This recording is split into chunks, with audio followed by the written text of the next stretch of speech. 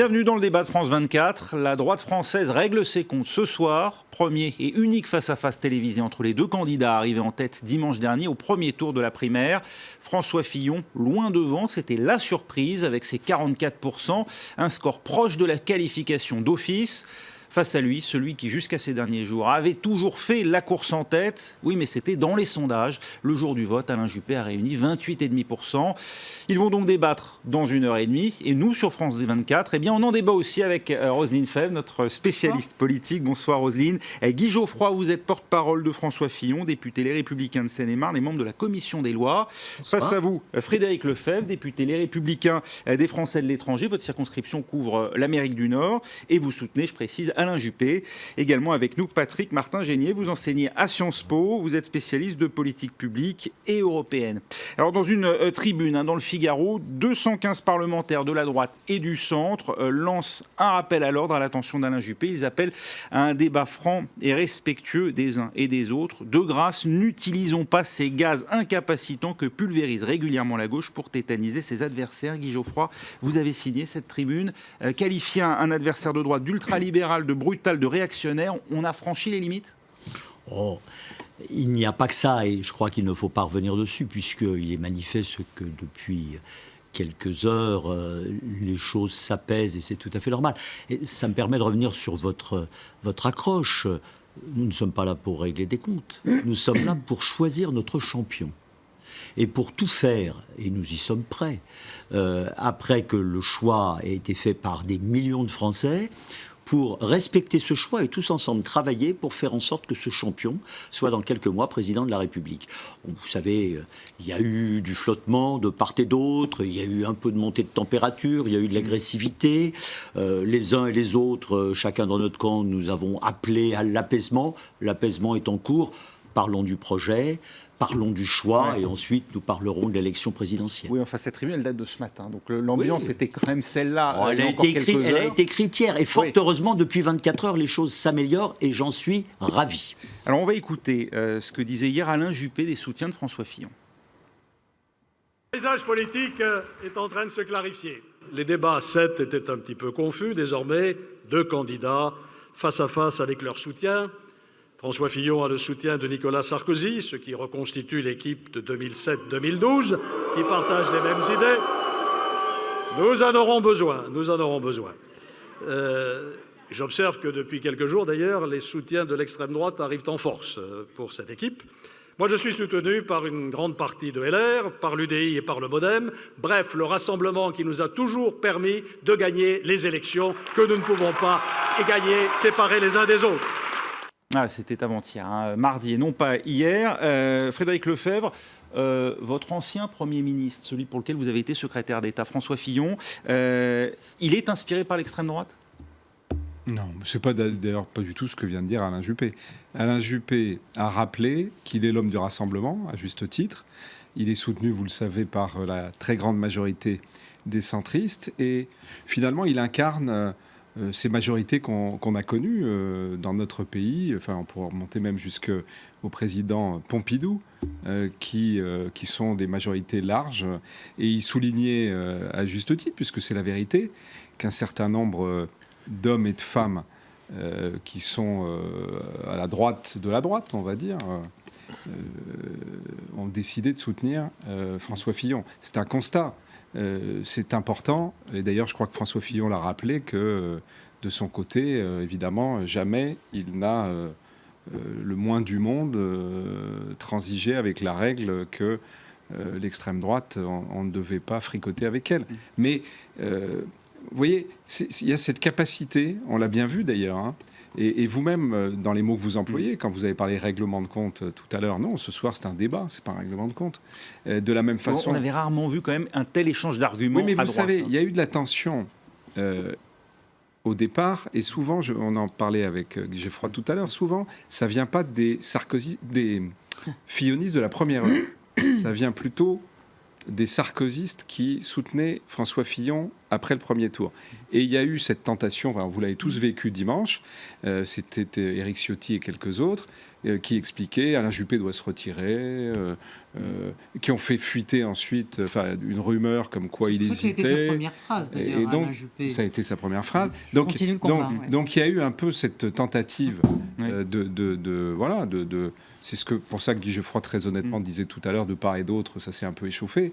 Mais je pense qu'il est par ailleurs parfaitement normal que dans le débat, Alain Juppé, qui est plutôt libéral sur les mœurs, alors même que François Fillon, qui est plutôt conservateur et qui ne s'en cache pas, puissent affirmer leur position, que sur le programme économique, Alain Juppé, qui a été... Et franchement, il n'a pas été épargné, Alain Juppé, depuis des semaines et des semaines. On a expliqué qu'il était mou, la droite molle, et on l'a entendu de la bouche de beaucoup, y compris d'ailleurs dans l'entourage du candidat François Fillon ou du candidat Nicolas Sarkozy. Et il n'a pas joué au vierge effarouché à ce moment-là. Donc je pense que dans un débat comme celui-là, ce qui est important, c'est que nos compatriotes puissent parfaitement connaître les axes des programmes, la philosophie des différents candidats. Et après tout, il n'y a pas de honte. Dans beaucoup de pays, la droite conservatrice peut l'emporter, de la même façon qu'il est assez cohérent qu'une droite plus libérale, sociale, puisse s'exprimer aussi. Je n'y vois pas, en tout cas, de règlement de compte, pour reprendre votre terme. Roselyne, c'est de bonne guerre d'une certaine manière qu'Alain Juppé, qui a été sous le feu des projecteurs, dont le programme a été ausculté depuis des mois, dise aujourd'hui finalement il n'y a pas de raison que le programme d'Alain Juppé de François Fillon, qui est en tête, passe sous les radars, ou est-ce que c'est la politique de la terre brûlée? En gros, si moi je ne gagne pas, en tout cas il faut d'une certaine manière tomber les masques. Oui, vous avez raison, de toute façon c'est une bonne guerre.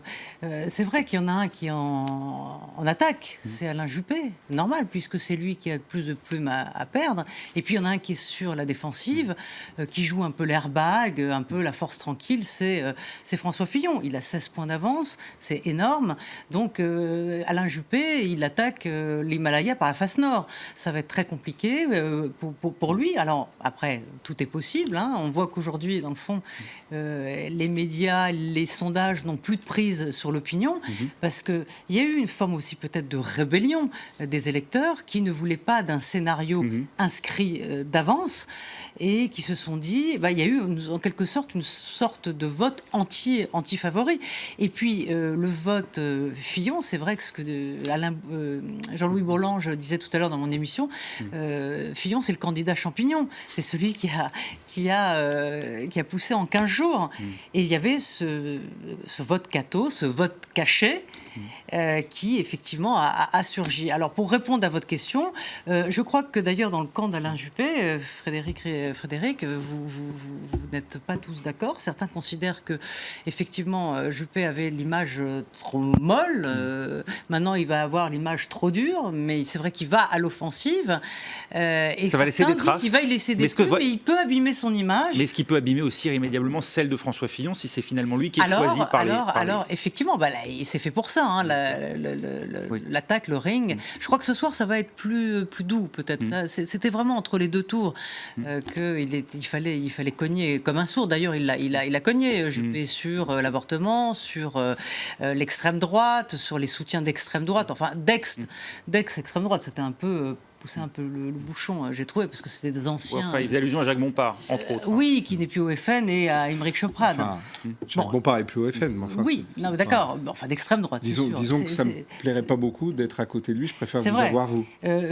Pas réagir, mais on peut aussi parler du soutien de Poutine, qui est aussi ambigu. Mais bon. Patrick Martin-Génier, est-ce que ça ne met pas quand même en évidence la difficulté pour Alain Juppé, qui pensait la jouer défensive finalement et rassembleur face à Nicolas Sarkozy, et qui se retrouve dans un scénario totalement inverse, c'est-à-dire un candidat finalement relativement plus consensuel, François Fillon, et surtout lui 15 points derrière, et obligé donc d'être l'agresseur. Moi, en tant qu'observateur de la vie politique, j'ai envie de dire que M. Juppé a pris un coup. On est sur un ring et il en est sorti presque KO, si vous voulez. Donc, il y a une nécessité de remonter la pente. Et pour remonter la pente, il faut cliver le discours et montrer quelles sont les failles de l'adversaire, entre guillemets. Et ce débat me paraît très, très artificiel parce que ce sont deux hommes d'État, à mon avis, relativement modérés. Ils ont été tous les deux premiers ministres. Ils ont été tous les deux ministres, maires de certaines communes. Et Et donc ils ont exercé, et ce sont des gens de la droite modérée globalement tout de même, et ce débat me paraît un peu artificiel, mais il faut cliver, parce que M. Juppé, si vous voulez, c'est un peu comme M. Balladur au moment de l'élection présidentielle, qui avait vu M. Chirac élu. Il y avait un phénomène, il y avait une bulle Balladur, et M. Juppé, pendant des mois, on l'a donné comme futur président de la République, et d'un seul coup, il descend très bas, et il a énormément de retard à rattraper. Donc cette nécessité de cliver le discours politique pour combler Oui, mais il y a le de quoi, retard. parce que là où je ne suis pas tout à fait d'accord avec vous, c'est qu'il y a de quoi cliver. Parce que dans le fond, tout le monde s'est intéressé. Quand il y avait le débat avec les sept candidats, on était un peu paumés, on ne savait plus. On n'a pas vraiment regardé en détail le programme de François Fillon. Et en fait, le plus dur commençait dimanche soir pour François Fillon, parce qu'on allait effectivement décortiquer son programme. Et c'est vrai que sur le programme économique, quand même, bon, on le savait, on disait qu'il était thatchérien, etc. Oui. Mais c'est vrai que les 500 000 fonctionnaires, c'est quand même, c'est là-dessus que la gauche tape aussi. Et c'est vrai que sur l'aspect de politique étrangère, sur les sujets régaliens, il y a quand même des différences notables qui vont être importantes. Ce que je veux dire, c'est qu'on a le fils spirituel de Jacques Chirac, c'est Alain Juppé, c'est plutôt modéré, et on avait là le fils spirituel de M. Séguin, qui était l'héritier lui-même du gaullisme Il n'y a social. plus rien de Et d'un seul coup, séguiniste. on a l'impression que M. Fillon a fait beaucoup de revirements sur ce plan politique, effectivement. Guy Geoffron, on découvre finalement François Fillon, on découvre aussi à la fois des aspérités de son programme et même des zones d'ombre, un certain nombre de points quand même à préciser. Écoutez, vous êtes assez stupéfiant parce que vous faites semblant de découvrir. Il y a quelques semaines, lorsque François Fillon a été donné à 10%, vous étiez tous, les uns les autres, y compris ses concurrents, à dire « c'est vrai ». François Fillon a beaucoup travaillé, c'est vrai, il a un programme qui est cohérent, c'est vrai que globalement, c'est probablement le meilleur programme. Mais il est Non, on disait thatchérien déjà à l'époque. Non. Vous le disiez, mais tout le monde Ses ne le concurrents disait ont pas. pas dit que c'était le meilleur Bon. programme. Non, mais c'était plutôt l'air du temps.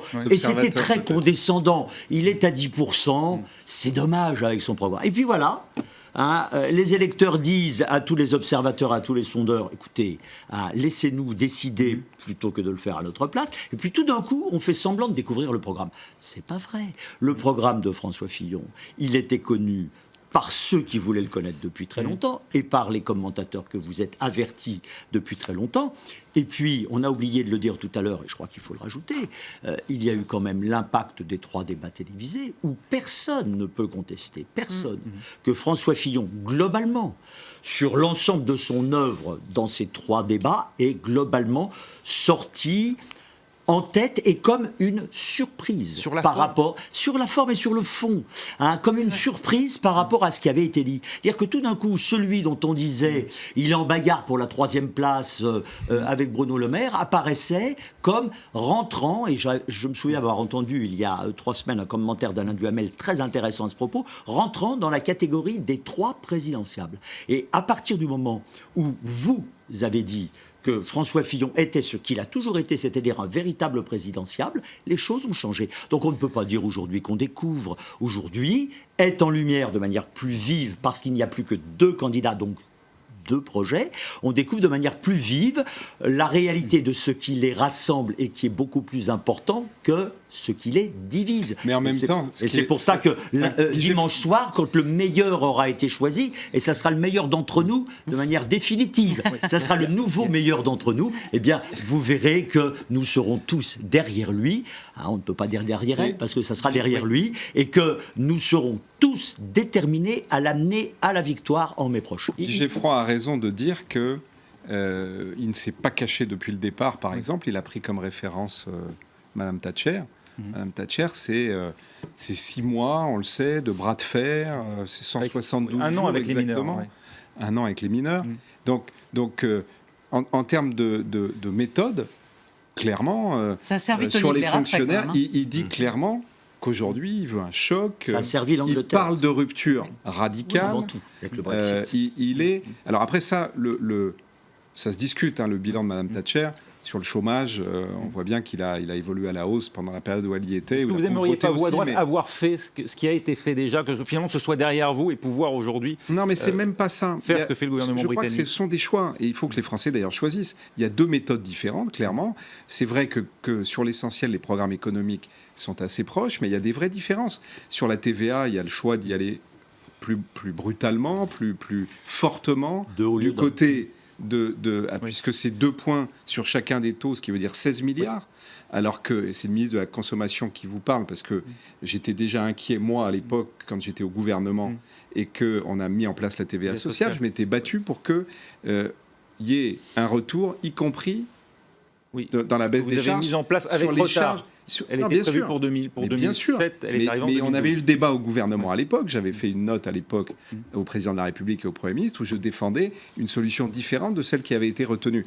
Et du côté d'Alain Juppé, on est sur une solution qui, elle, pèse sur 6 milliards. Donc, ce sont des vraies différences. 500 000 fonctionnaires d'un côté, 250 000 de l'autre. Pardon, c'est pas l'épaisseur du trait. On 250 000. Supprimer 500 000 fonctionnaires d'un seul coup comme ça. Oui, c'est ce que dit. C'est ce que pense sans doute Frédéric Lefebvre. C'est bien pas pareil.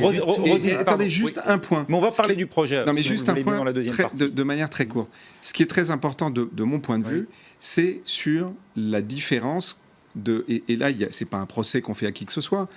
Alain Juppé est aujourd'hui, dans cette campagne, un rassembleur avec des élus centristes.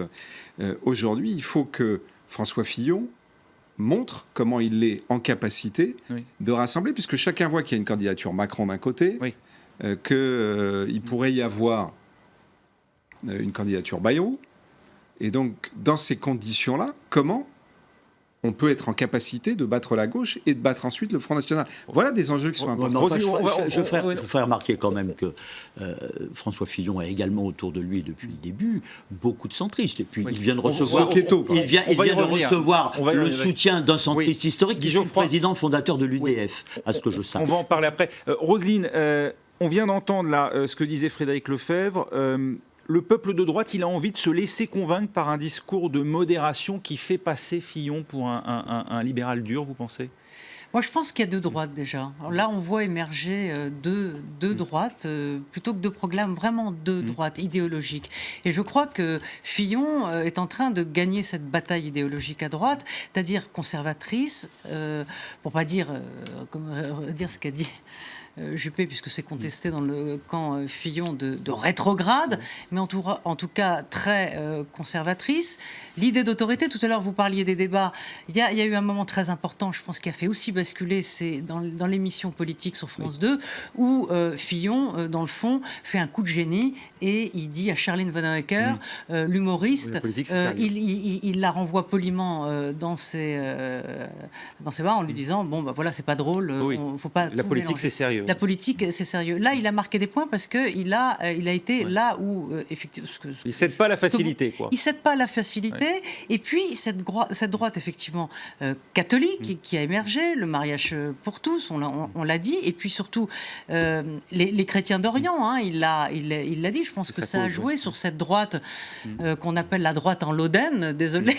Mais c'est vrai, et il y a cette droite de Juppé qui, peut-être, là, l'erreur, peut-être, qu'on pourrait considérer de Juppé, c'est que Juppé a voulu aussi parler à la gauche, alors que Fillon n'a parlé qu'à la droite. Et on en reparlera dans un instant. On fait une courte pause et on se retrouve tout de suite pour la deuxième partie de notre débat.